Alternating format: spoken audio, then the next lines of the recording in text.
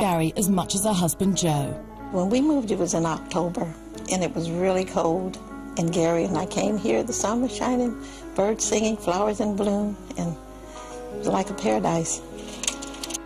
But along with the fairy tale life came a mandate to tell fairy tales. Catherine stood by while Motown marketeers taught her 11-year-old son to lie, beginning with his age. Was I ready in 9 or 10? I've forgotten. 9. Suddenly, 11-year-old Mike became the most precocious 9-year-old on the planet. At first, Michael didn't understand that, and then it was explained, well, this is public relations, and it's not a lie if you're talking about your image. Well... And this little boy grasped on to that idea that it's okay to tell a lie if it's called public relations. In 1970, Michael Jackson was lead singer of the hottest bubblegum band in America, and his childhood was officially over. The older siblings all had normal lives, at least up until the teens, whereas Michael had no childhood. There's no childhood at all. I mean, it's full-time professional performing. In LA, Michael tried to go to school like a normal kid, but his fame got in the way. He did perform for us on the table. He danced and sang on the table at our, was it graduation or Christmas or something? At the age of 12, Michael's last best chance to socialize with children his own age was taken away.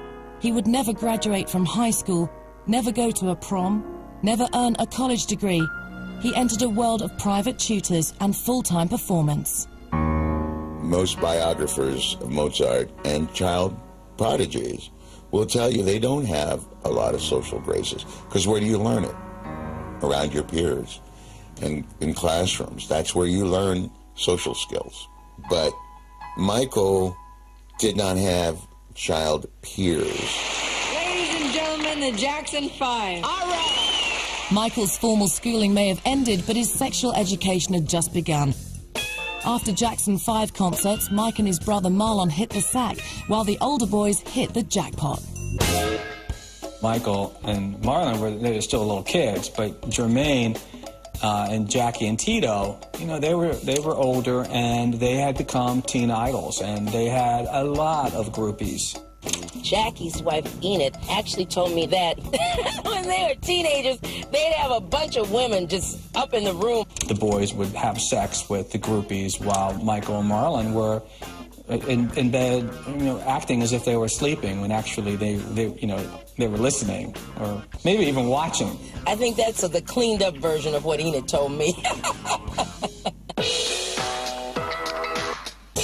While the older Jacksons considered it good, clean fun, for Michael, the group gropes had lasting effects.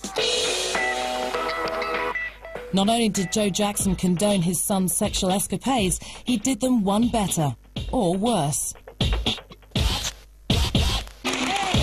According to Michael's brother Marlon, late at night, Joe Jackson would sneak girls into the boys' room and show off his sons, but the price of admission was steep. Joseph wanted to show some of these young ladies that he was a family man. You know, that, you know, here are my kids and they're famous and I did that, and now I'm going to do you.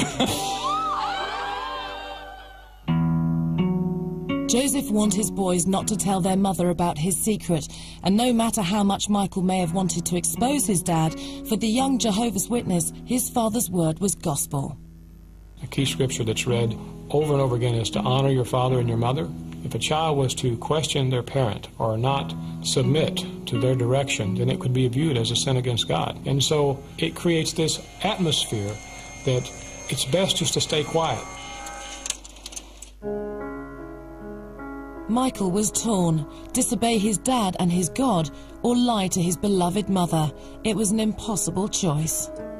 Especially for Michael, because he was so tremendously sensitive to have that experience on the road and then go back to their God-fearing mother and, you know, not be honest with her. I mean, there was this dual thing going on in Michael Jackson's life from a very early age. In the end, Michael chose to protect his abusive father and lie to the one woman he trusted, his mother, Kate. And when they come home off a tour, and they'd be gone about a month or so, we just make a big dinner for them, like a celebration when they were coming home.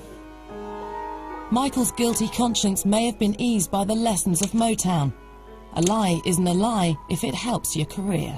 Well, I think he had some sense, even at that young age, that if he did tell this secret and it did destroy his family, it might well destroy his chance of becoming a star. By 1972, Michael Jackson was a deeply confused 14-year-old. It desensitized him to the importance of sexuality in your life. He became really, in my view, asexual.